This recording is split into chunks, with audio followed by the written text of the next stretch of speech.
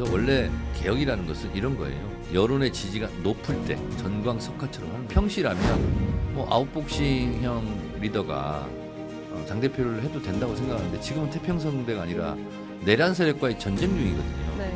그럴 때는 강력한 인파이터 당대표가 좀 필요하다 이런 생각이 들고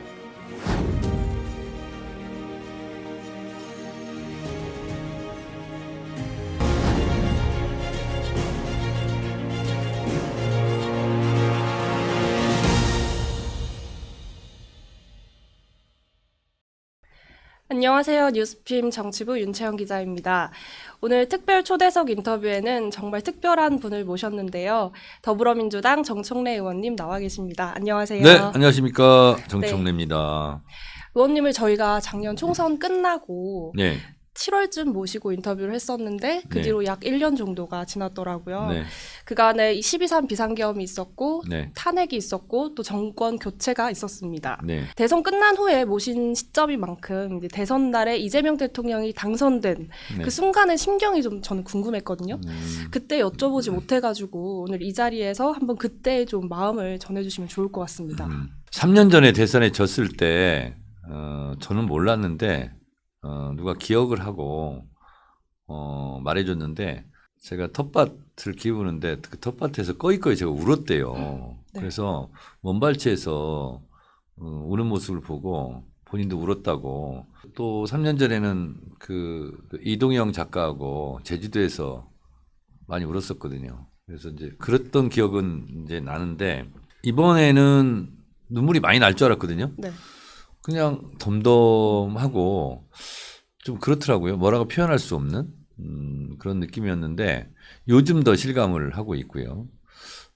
제가 어느 자리 아침에 조찬 무슨 포럼에 갔는데 AI 미래기획 수석이 와서 축사를 하면서 마지막에 대통령 이재명 대독 이렇게 읽는 거예요. 네. 아, 그래서 정권이 진짜 바뀌었구나 이런 생각이 좀 들었고요. 저는 주로 호남에 가서 선거운동을 많이 했는데 그렇죠. 네. 그리고 당선되고 나서 또 국민들께 감사 인사를 다녔는데 국민들 덕분에 정말 나라를 구했다. 그리고 이재명 대통령 앞으로 정말 잘하겠다. 네. 그런 이제 당선 사례 인사도 하고 다녔는데 요즘 뭐 국무총리 인사청문회 그리고 장관 발표 네. 이런 게 이제 있으면서 정권이 정말 교체됐구나 이런 실감을 하고 여러 가지 경우의 수 조각조각들이 만나고 조합을 이루어서 정권을 교체했는데 신은 한반도를 버리지 않았다. 그런 생각이 들었습니다. 요즘 더 실감을 하신다는 말씀이시네요. 네. 네.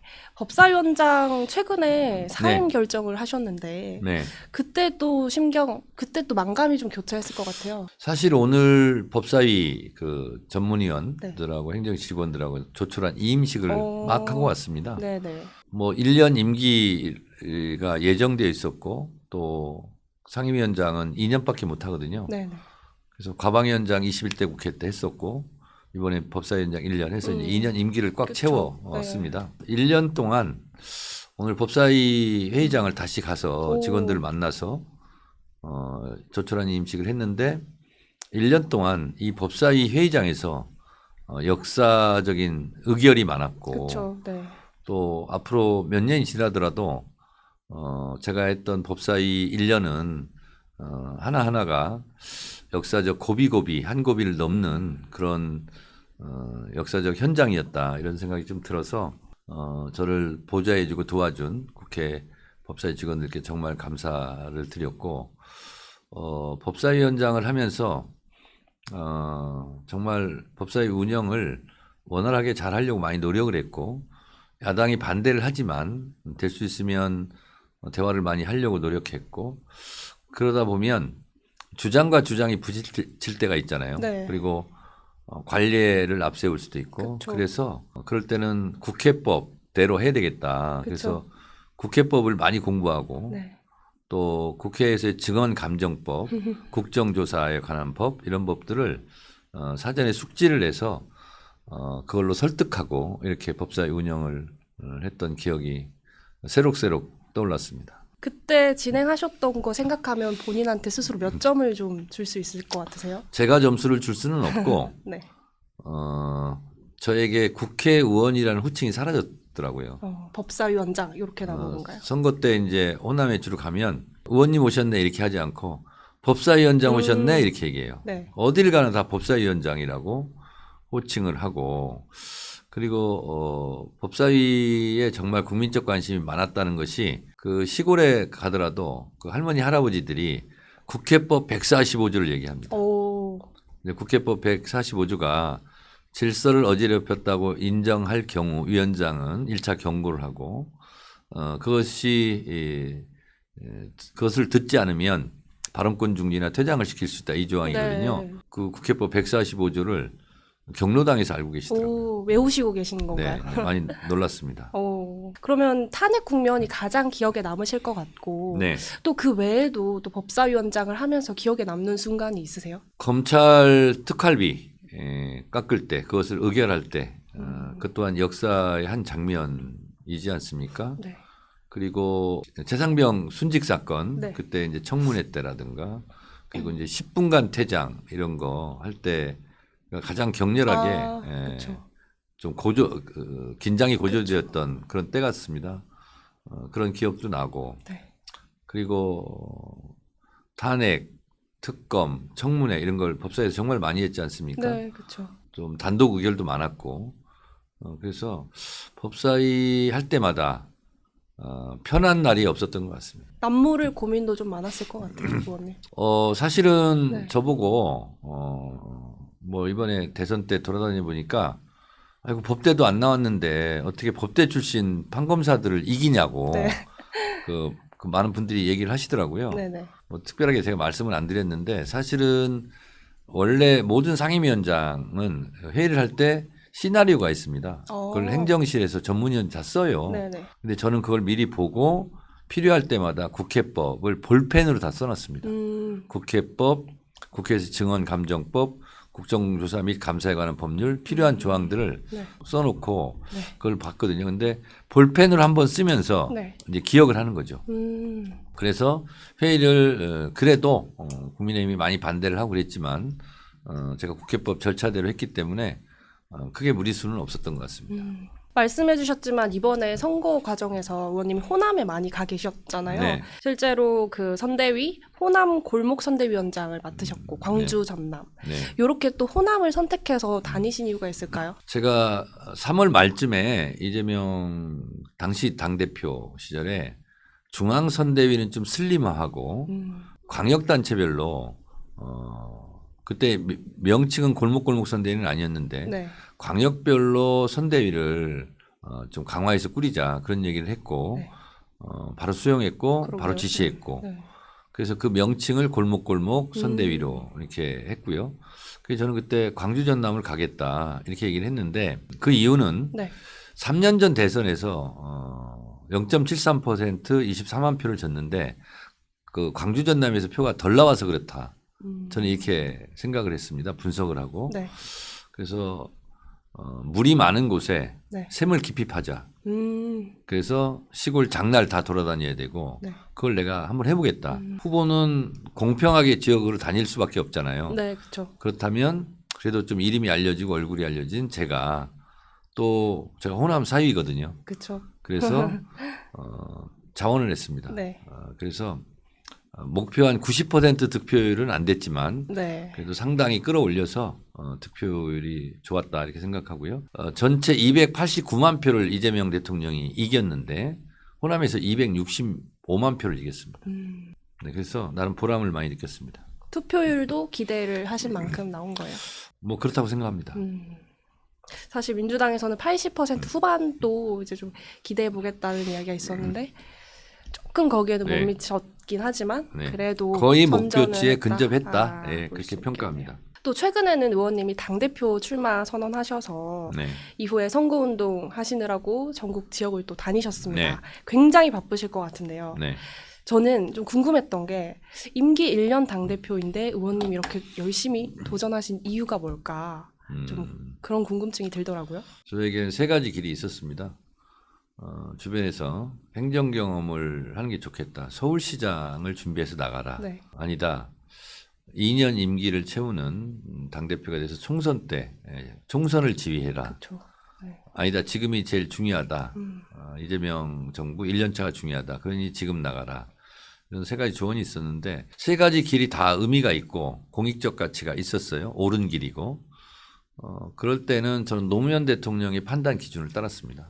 노무현 대통령께서 제가 초선 때 청와대 만찬 때 그런 말씀을 하셨어요. 정치인은 누구나 옳은 길을 선택해야 된다. 그런데 옳은 길이 여러 개가 있을 수 있다. 네. 그럴 때는 판단이 잘 안 될 수 있다. 그렇죠. 그럴 때는 나에게 이익이 되고 손해가 가는 것이 무엇이지? 그럼 금방 계산이 된다. 그렇게 계산을 해봤습니다. 네. 개인적으로는 가장 손해가는 길은 지금 당대표에 출마하는 길이었습니다. 네, 손해가 가장 되는 개인적으로는 네. 개인적 관점에서는 네. 그렇지만 이재명 정부 5년 중에서 성공의 조건은 1년 차를 잘 보내야 되지 않겠습니까? 그렇죠. 네. 그리고 개혁도 전광석화처럼 해치워야 되고 네. 그러려면 저 같은 인파이터 강력한 개혁당 대표가 필요하겠다. 그래서 그런 생각으로 개인적으로는 뭐 손해일 수 있으나 네. 이재명 정부 성공을 위해서는 지금이 낫다. 그래서 지금은 정청래다. 네. 그런 생각으로 그런 생각. 출마를 하게 됐습니다. 개혁 당대표라고 말씀해 주셨는데 그러면은 3개월 안에 뭐 3대 개혁도 완수하겠다 이런 말씀도 하셨더라고요. 그렇습니다. 당대표가 되셨을 때 법사위원장 때처럼 좀 비슷하게 이렇게 파이터 같은 그런 모습을 계속 보여주실 거라고 저희는 예상하면 되는 걸까요? 법사위원장 때처럼 헌법재판소 탄핵소추위원 때처럼 하겠다. 네. 그러니까 법사위원장 때는 통쾌하게 효능감 있게 네. 일처리를 했고요. 네. 또 헌법재판소 윤석열 파면을 위한 탄핵소추위원 때는 매우 진중하게 진지하게 네. 그런 태도로 결국은 파면을 저는 이끌어냈다고 이제 보는데 저 혼자 한 건 아니지만 네. 그리고 대선 때는 또 유쾌한 친근감으로 국민 속에서 선거운동을 했다고 생각하거든요. 네. 그래서 TPO에 맞게 네. 때와 장소와 상황과 경우에 맞게 네. 그렇게 임하겠다 이런 생각을 가지고 있고요. 이재명 정부의 성패는 저는 1년 안에 그것도 3개월을 어떻게 지내느냐 개혁 과제를 해결하느냐 못하느냐 저는 이거라고 생각하거든요. 그래서 네. 집권 초반기에 개혁을 완수하는 것은 도로를 까는 길이다. 그래서 고속도로를 내는 길이고 그 고속도로를 잘 내야 5년 동안 잘 달릴 수 있다. 이런 생각을 하기 때문에 제가 결심을 했고요. 그리고 최선의 공격이 최선의 방어입니다. 여당이기 때문에 책임지는 여당이고 뭐 국민 통합, 협치, 뭐 이렇게 안정 이런 게 할 수 있는데 당에서는 치열하게 싸우고 네. 그 공과 열매는 통합과 안정과 협치 이런 것은 대통령에게 돌리겠다. 그래서 제가 굳은 일은 제가 한다. 그래서 출마 선언문 때 네. 싸움은 제가 할 테니 대통령은 일만 하십시오. 이렇게 말씀드렸습니다. 싸운다는 거는 그럼 누굴 대상으로 싸우는 싸운다는 것이 뭐 주먹질하고 이런다는 게 아니고 실제로 그 싸운다는 표현에는 치열한 토론도 필요할 것이고 그리고 전략 전술도 있을 것이고 그리고 목표한 바를 이루기 위해서는 피땀 흘려 일한다 이런 의미도 있겠지요. 네. 그래서 네. 당에서 그것을 하는 것이고요. 네. 당은 당의 정체성이 있지 않습니까? 할 일을 한다 이런 뜻이고요. 대통령은 대한민국의 대통령이지 않습니까? 그러면 조금 성질이 다르다고 봐요. 그래서 민주당이 국회에서는 치열하게 인파이터로 싸워야 네. 승리해야 네.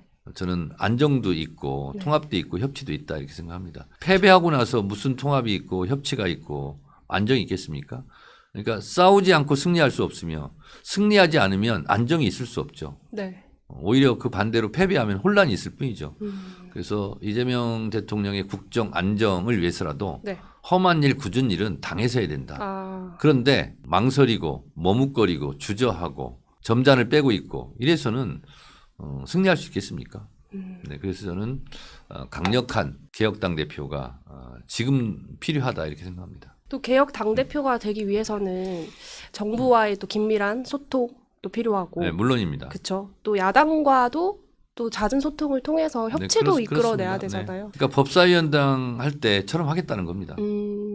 법사위원장처럼. 네, 그래서 대선 때도 선거운동하며 다니면 네. 법사위원장 잘했다고, 네. 고생했다고 그렇게 말씀하시고, 특히 이제 헌법재판소의 탄핵소추위원으로 활동할 때는 제가 거의 말을 하지 않지 않았습니까? 네. 아주 신중하고 진중한 태도. 네. 그래서 어떤 분들은 그 말 참느라고 얼마나 고생했냐 그런 얘기도 많이 하고, 호남에서 많은 할머니 할아버지들이 저 보면 많이 우셨어요. 왜요? 애썼다고. 내란 극복하고 윤석열 탄핵 파면하는데 정청래가 앞장섰다고, 얼마나 고생이 심했냐고 그러면서 애썼다고, 고생했다고 우는 분들도 많았습니다. 그럼 요즘 현장에 돌아다니시면서 네. 느끼는 민심은 좀 어떠세요? 그렇게 의원님을 격려해 주시기도 하고 위로해 주시기도 하고. 제가 만난 분들은 이제 텔레비 볼만하다. 이제 뉴스가 기다려진다. 그런 말씀 많이 하시고, 그리고 이제 발 뻗고 잠자게 됐다. 탄핵되고 또 정권 밤중에 일어나서 새벽에 일어나서 뉴스 검색 안 해도 된다 이제, 그런 생각하시고, 제가 만날 때는 별거 아닌 것도 아닌데도 그냥 막 웃으셔요. 그래서 많은 사람들이 불안과 공포, 분노 이런 상태에서 지금은 스마일 분위기로, 네. 웃는 분위기로 다가서 네. 그렇게 자주 웃어요, 사람들이 만나면. 그런 게 있는데 특이한 분 한 분을 봤습니다. 지금도 잠이 안 온대요. 왜요? 그래서 왜 잠이 안 오냐고, 정권이 교체됐는데 했더니 너무 좋아서 잠이 안 온다. 그런 분 한 분 내가 만났어요. 네. 거긴 호남뿐만이 아니라 다른 지역들도. 네, 제가 다른 강원도도 갔다 왔고요. 거죠. 예. 많은 지역을 다니는데 그러고 있습니다. 오늘 저희 촬영 시작하기 전에 1층에서 이렇게 네. 올라오는데도 네. 그 민심이 되게 좋더라고요. 젊은 청년들도 의원님 보고, 카페에서 보고, 네, 카페에서 만나서 의원님 보고 반갑다고, 영광이다, 셀카 찍고. 셀카 찍고 그러고 올라왔습니다. 네. 실제로도 현장 다니시면 다 그런 민심을 느끼고 계시다는 거잖아요. 되게 이제 그런, 오늘 1층에서 네. 카페에서 유리창 안에서 네네. 막 손 흔들고 웃고 막 그러잖아요. 네. 근데 이제 그냥 있는 그대로 말씀드리면, 만나면 젊은 층들이 일단 어떻게 하냐면, 요즘 젊은이들이 그 말 많이 하더라고. 네. 대박. 대박. 왜냐면 SNS에서 봤던 그렇죠. 사람이 뉴스에서 봤던 대박. 사람이. 그다음에 소름. 아까도 그러더라고요. 예, 그런 얘기를 해요. 네. 그러면서 어떤 분들은 막 흥분 상태, 막 그리고 막 어쩔 줄 몰라고 발 동동 구르고 그런 경우도 많이 보고요. 네. 그다음에 당연히 이제 셀카 찍자고 그러고, 네. 어떤 분들은 막 사인해 달라고 그러고, 그리고 막 그렇거든요. 근데 제가 원주에 며칠 전에 갔다 왔는데 되게 특이한 사인지를 봤습니다. 뭐예요? 막 사람들은 막 뭐 A4 용지도 갖고 오고 뭐 책도 갖고 오고 막 이렇게 하는데, 그쵸. 그분은 그런 게 없었대요. 네. 그래서 통장, 은행 갔다 오다가 통장, 그 통장 뒷장에 빈칸에다가 거기다 사인을 해달라고. 그래서 은행 통장에다 사인도. 거기 사인해도 되는 거구나. 모르겠습니다. 개인 통장인데 네네. 그럴 정도로 현장 분위기가 되게 좋다. 네네네. 의원님이 많이 알려지셨던 것 같습니다. 법사위원장 하시면서. 그렇습니다. 그래서 대체적으로 그래서 이제 이게 또 불편함도 좀 있어요. 네. 이제 마음가짐, 몸가짐을 잘 해야 되고. 그렇죠. 함부로 이렇게 못 있잖아요. 그렇습니다. 그래서 항상 이게 누군가 보고 있고, 네. 그리고 굳이 와서 사진 찍자, 사인해달라 하지 않아도 보면 다 웃고 갑니다. 알아보시는 거죠. 네네네. 네. 이제 또 현장 말고 저는 온라인 민심도 어떤가 좀 궁금하더라고요. 네. 사실 박찬대 전 원내대표도 이번에 출사표를 던지면서 네. 온라인에서도 초반에는 지지자들 간에 조금 과열된 양상을 보이기도 했어요. 지금은 좀 의원님이 의총장에서 손도 잡고 들어가시고 이런 모습 보여주시면서 우리 지금 그렇지 않다, 네. 이런 좀 이렇게 자제해달라는 그런 분위기 이렇게 멘트를 내셨는데 좀 어떠세요? 온라인에서의 민심? 좋습니다. 매우 좋고요. 그리고 인터넷 유튜브에서 이제 게시물이란 코너가 있고, 거기에 이제 인터넷 폴을 하거든요. 네. 대체적으로 제가 매우 많이 좋습니다. 예. 좀 앞서고 계시는. 예. 그런 건데, 근데 지금 이제 초반전이니까요. 네. 또 최선을 다하고, 네. 제가 또 3더 이즘의 철학 3더. 창시자잖아요. 네. 더 낮게, 더 겸손하게, 더 열심히. 어, 그래서 끝까지 열심히 겸손하게 잘 하겠습니다. 저 이번 달 말 그리고 다음 달까지도 아직 한 달 정도가 예, 남아 예, 있으니까요. 그렇습니다. 그 지금 남은 기간 동안에는 의원님 좀 어떻게 전략을 짜고 계세요? 그 전략이랄 게 따로 없습니다. 네. 많은 사람 만나고 많은 사람 얘기 듣고 그러면서 그분들이 원하는 길로 같이 손잡고 가는 거거든요. 그래서 지금은 딱 그겁니다. 대선 때는 제가 마이크를 잡고 유세를 할 때 내란종식 정권교체 민주정부 수립 이재명 대통령을 만들어 주십시오. 이렇게 유세를 했거든요. 네. 근데 지금 감사인사 다니면서 정권은 교체되었고 민주정부는 수립되었지만 아직 내란은 진행 중입니다. 내란종식 이재명 정부 성공 이것이 이제 우리의 시대적 과제입니다. 이거를 완수해야 됩니다. 이렇게 얘기하고 있거든요. 네. 그래서 대통령 하나 바뀌었지만 네. 아직도 국무회의는 윤석열 정권에서 임명한 장관들과 국무회의를 하고 있고 네. 윤석열 정권 때 임명한 검찰이 그대로 있고 국방부 군인들도 윤석열 대통령 때 임명한 군인들이고 뭐 법원도 마찬가지고 네. 대법관 체계도. 지금은 윤석열 정권 때 임명한 사람들이 정부 요직을 다 차지하고 있습니다. 그래서 곳곳에 내란 세력 또는 내란 동조 세력이 그대로 있는 거죠. 네. 그렇기 때문에 그것을 여하히 법적으로 처리할 것인가 이런 것이 굉장히 중요하고 검찰개혁, 사법개혁, 언론개혁 이런 개혁의 과제들을 사실상 안은 다 마련돼 있고 토론도 충분히 했고 네.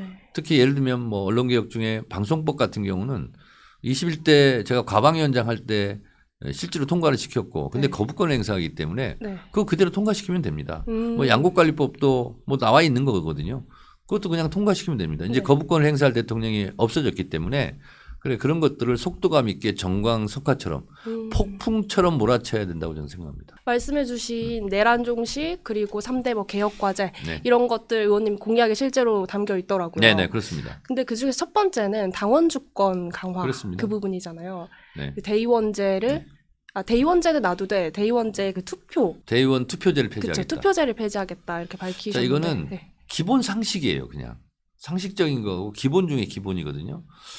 대한민국 선거 투표에서 1인 1표 아닌 곳이 있습니까? 뭐 이재용 삼성 회장은 부자니까 당신은 10,000표를 행사하시오.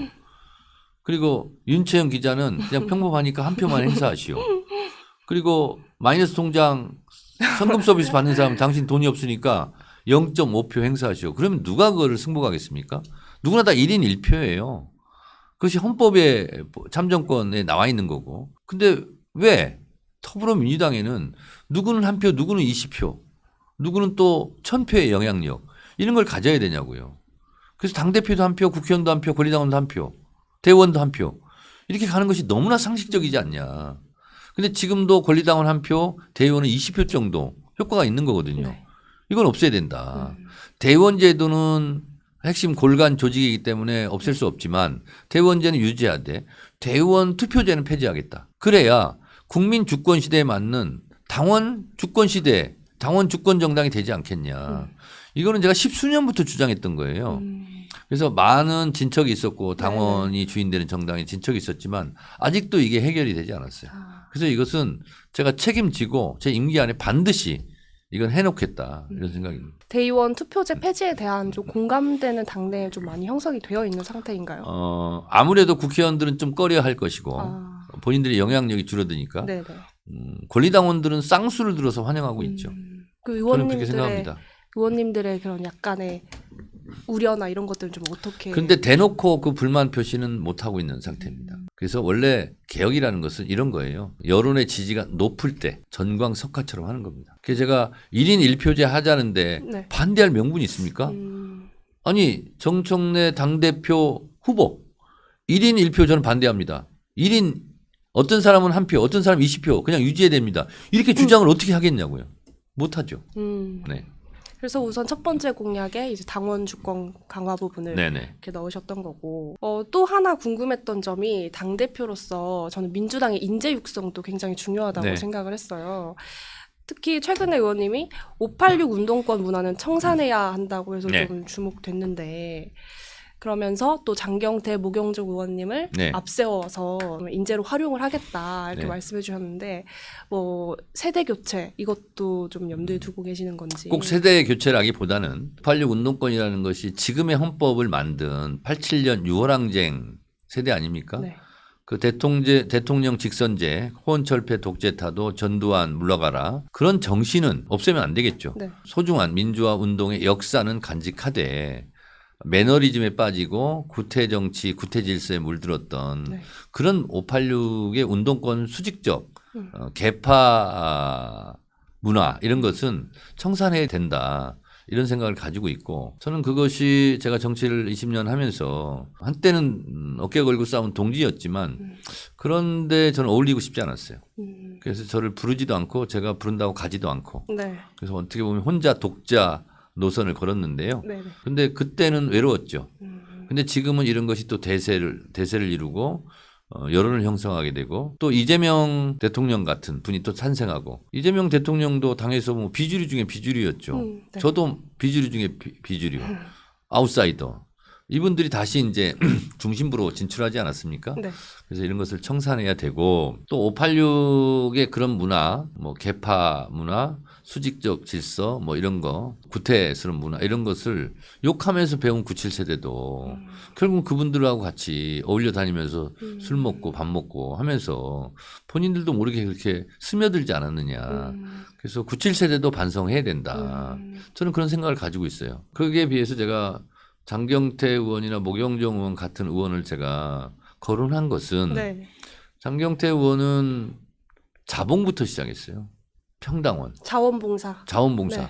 2006년도 강금실 서울시장 후보 선거운동 의자 나르는 것부터 시작했대요. 그리고 노무현 대통령 서거했을 때는 그 국화 나눠주면서 이렇게 줄을 서세요. 이렇게 하세요. 그 안내하는 거 그런 거 했다는 거예요. 누가 뭐 도와주기도 않고 그렇지만 열심히 하다가 대학생위원장 청년위원장 되면서 국회의원이 된 것처럼 네. 이렇게 자원봉사했던 청년이 성장해서 국회의원도 되고 그 이상도 되고 이랬으면 좋겠다는 생각이 들었고 모경종 의원 같은 경우도 상당히 젊은 의원이지 않습니까? 30대. 주목하게 된 계기가 뭐냐면 이재명 대통령 검찰 불려다닐 때 차에 앞에 탄 수행비서였어요. 근데 어느 날 이재명 대통령하고 이제 밥 먹고 뭐 얘기를 하고 있는데 수행비서 얘기가 나왔는데 메시지를 봐준다는 거예요. 그 수행비서가. 네네. 그래서 깜짝 놀라서 아니 수행비서가 메시지도 봐줍니까 했더니 메시지를 봐준다는 것은 모든 상황을 다 파악하고 있다는 거거든요. 그런다는 거예요. 그렇죠. 알아야 쓸 수 있으니까. 그렇죠. 그러니까 그 메시지가 또 옳대요. 그 친구는 어떤 친구예요 그랬더니 경기도지사 시절에 청년비서관을 공모했는데 100몇 대 1을 뚫고 합격했다는 거예요. 그래서 매우 우수한 인재라는 거예요. 그렇죠. 그래서 제가 주목을 했어요. 네. 그래서 이제 결혼식 때도 한번 갔어요, 사실은. 근데 어느 순간 국회의원이 된 거예요. 그래서 이재명 대통령한테 또 그 여쭤봤어요. 도와드렸냐? 그랬더니 그런 게 없다는 거예요. 그냥 본인한테 얘기도 없고 상의도 없이 그냥 인천 서구에 가서 깃발 꽂고 개척한 거예요. 이재명 대통령이 나중에 깜짝 놀랐다고 그러더라고요. 진짜 되더라고. 그래서 그런데 굉장히 똑똑하고요. 네. 그리고 청년 문제에 대해서 굉장히 관심도 많고 이런 친구들이 그 세대를 대표할 수 있는 깃발이 될 수도 있겠다.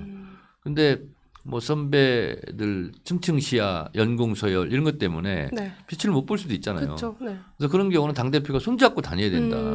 그런 현장에 그런 세대들과 만날 때 그런 차원에서 세대 교체, 뭐 인적 쇄신 이런 개념도 조금은 있겠지만 네. 그런 사람들을 발굴해서 세상의 시선을 좀 끌 수 있도록 그리고 또 스포트라이트를 좀 받을 수 있도록 그렇게 해주는 것이 당원이 주인돼서 당이 강화되는 것에 플러스 그런 의원들이 그 세대로부터 인정받고 하는 것이 또 민주당을 강한 민주당으로 만드는 거 아니겠느냐 그렇게 생각합니다. 우선은 현역 의원님들의 활용을 먼저 생각하실 것 같고 그 이후에는 뭐 인재 육성을 하기 위해서 외부에서도 좀 그리고 찾고. 또 아깝게 떨어진 네. 원외 지역위원장들도 그쵸. 있습니다. 네. 예를 들면 마포갑의 이지은 위원장 같은 경우도 정말 똑똑하고 대중정치인으로 무럭무럭 성장할 수 있는 그런 인재거든요. 네. 제가 옆집 분위기 너무나 잘 알아요. 그렇죠. 어쩌면 그렇게 정치 시인인데 정치적 판단 능력과 정무적 감각이 뛰어난지. 그래서 이런 친구들은 어려울 때 당대표가 살짝 손만 잡아줘도 얼마나 큰 힘이 되겠습니까? 요소 적재적소의 인재를 발굴하고 배치하고 또 키워주고 그런 것을 당대표가 해야 되지 않을까 생각합니다. 의원님이 또 작년 총선 과정에서 영입 인재로 들어온 의원님들 초청 특강 이런 것도 해주셨잖아요. 영입 인재는 이제 뭐 일명 정청래 스쿨. 그래서 제가 5명씩 묶어서 네네. 영입 인재 1호부터 5호까지, 6호부터 10호까지 이런 식으로 해서 4시간, 8시간씩 제가 교육을 했습니다. 국회의원으로서 뭐가 필요하고 선거운동할 때는 뭐가 필요하고 슬기로운 의정생활을 이렇게 하는 거고 심지어는 지역 행사 때 축사는 이렇게 하고 이런 경우는 이렇게 하고 그래서 그걸 8시간씩 네, 제가 강의를 했어요. 그렇죠. 근데 그 친구들이 다 돕는 건 또 아니더라고. 그래요? 기대한 건 아니지만. 아, 그래요? 네. 좀 아쉬운 상황인데요. 아니, 근데 뭐 돕고 네. 있는 친구들도 있고요. 의원들도 있고. 예. 네. 아까 뭐 개혁 과제 이런 거 말씀해 주셨지만 이미 발의된 법안들도 있고 네. 거부권이 돼서 뭐 다시 재발의해야 되는 법안들도 있고 그런 거 말고 의원님이 별도로 좀 입법을 하고 싶은 그런 법안도 좀 생각해 놓으신 게 있어요? 제가 상임위를 21대부터 보니까 1년마다 한 번씩 옮겼어요. 21대 1년 차에는 교육위 하다가 문체위 하다가 그다음에 과방위 하다가 네. 산자위 하다가 이번에 법사위 했죠. 왜 이렇게 2년을 못 채우셨어요? 1년씩 이렇게 옮겨 다녔어요, 저는. 그리고 네. 상임위는 조선들이 원하는 곳에 배치를 하고 네네. 다선 중진들은 당이 필요한 곳에 그냥 가서 열심히 하는 거다 이렇게 생각을 합니다. 그래서 상임위를 지금 5번 옮겼고 이제 이번에 6번 옮겨야 되는데 상임위 옮길 때마다 필요한 법들은 제가 다 냈는데 3년 전에 제가 발의를 했다가 임기가 끝나서 자동 폐기된 법 중에 하나가 네. 예를 들면 이런 겁니다. 경찰청장은 14만 경찰 수장인데 차관급이에요.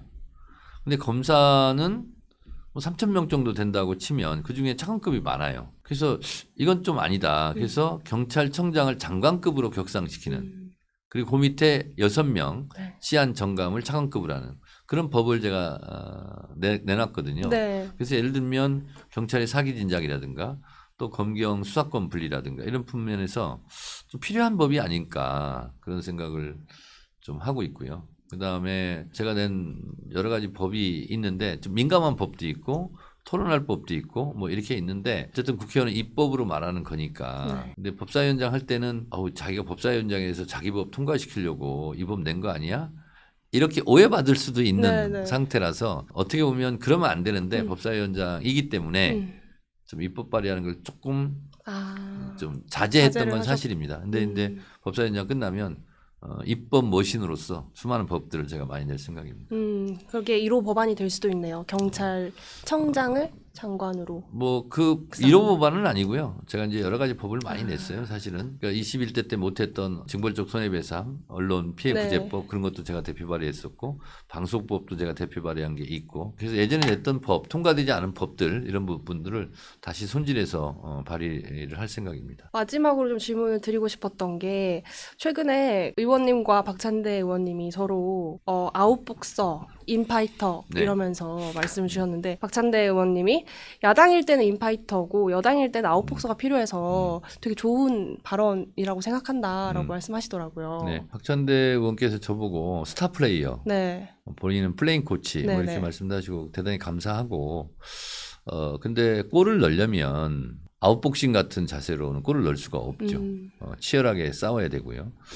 그리고 저는 지금 태평성대 평시라면 뭐 아웃복싱형 리더가 당대표를 해도 된다고 생각하는데 지금은 태평성대가 아니라 내란 세력과의 전쟁 중이거든요. 네. 그럴 때는 강력한 인파이터 당대표가 좀 필요하다 이런 생각이 들고 아까도 말씀드렸다시피 내란은 끝나지 않았고 아직도 진행 중이고 또 하나는 싸우지 않고 승리할 수 있으면 좋을 텐데 한국의 현실 정치가 그런가 저는 싸워야 승리할 수 있고 승리해야 국정이 안정된다 이렇게 보고 있어요. 그래서 여당 대표이기 때문에 안정적이어야 된다. 통합해야 된다. 협치해야 된다. 저는 그것은 제 생각은 다릅니다. 국회에서 여당이 강력한 의석수로 개혁 입법들을 전광석화처럼 폭풍처럼 몰아쳐서 입법을 의결했을 때 저는 전국도 안정되고 네. 그리고 대통령의 국정도 순항할 수 있다. 이렇게 생각하는 거예요. 그래서 싸움은 제가 하고 네. 대통령은 일을 하고 음. 그리고 필요하다면 대통령이 여야 당대표를 불러서 그 자리에서 여당 당대표에게 아이 조금만 좀 천천히 갑시다. 속도 조절합시다. 이렇게 얘기해야지. 대통령이 여야 당대표 모여있는 데서 아 여당 당대표 지금 뭐 하고 있습니까? 왜 처리할 건 안 합니까? 빨리빨리 좀 해주세요. 이렇게 가면 되겠느냐. 그래서 여당 당대표가 그리고 여당이 네. 조금 차라리 과속하는 게 낫겠다. 치열하게 더 싸우는 게 낫겠다. 그리고 대통령이 자제를 시켜야지. 대통령은 막 빠르게 뭘 하려고 그러고 속도감 있게 하려고 그러는데 여당이 느려 터져가지고 대통령이 빨리빨리 좀 해달라고 이렇게 주문하는 상황은 아니지 않는가. 진흙탕 싸움이 될 수도 있지만 그런 굳은 일, 허드렛 일, 뭐 힘든 일 이런 것은 제가 하겠다는 거예요. 그리고 통합, 협치, 안정 이런 미사 여구의 꽃과 열매는 대통령에게 드리겠다. 그런 생각입니다. 의원님 오늘 바쁘신 와중에 시간 내주셔서 감사하고요. 이 대선 이긴 직후 심경부터 또 당대표 도전 이유와 과정까지 또 다양하고 속 깊은 이야기 해주셔서 감사드립니다. 진짜 속 깊은 얘기를 오늘 많이 한 것 같습니다. 아, 그렇습니까? 그 오는 8월 2일 전당대회 때까지 남은 선거운동도 응원 드리겠습니다. 고맙습니다. 감사합니다.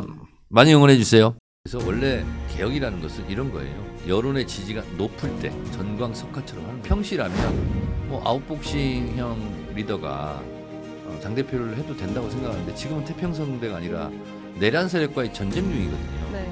그럴 때는 강력한 인파이터 당대표가 좀 필요하다 이런 생각이 들고